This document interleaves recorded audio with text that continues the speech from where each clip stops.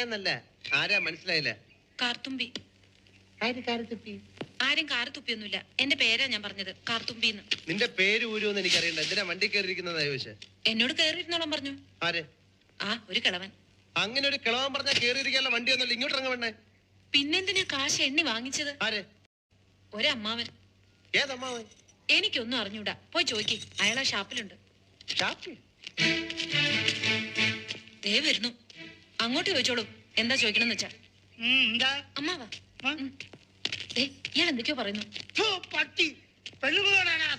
മര്യാദയ്ക്ക് സംസാരിക്കാൻ ചവിട്ടേണ്ട. ഇയാളാണോ ഈ പെണ്ണിന്റെ കാശ് വാങ്ങിയത്?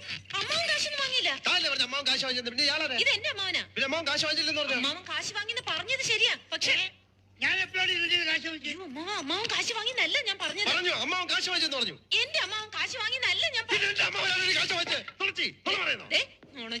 പറഞ്ഞാലുണ്ടല്ലോ. പിന്നെ നുണ പറയുന്നത് എന്ത് വിളിക്കുന്നത്? സത്യമാമെന്ന് വിളിക്കുന്നു.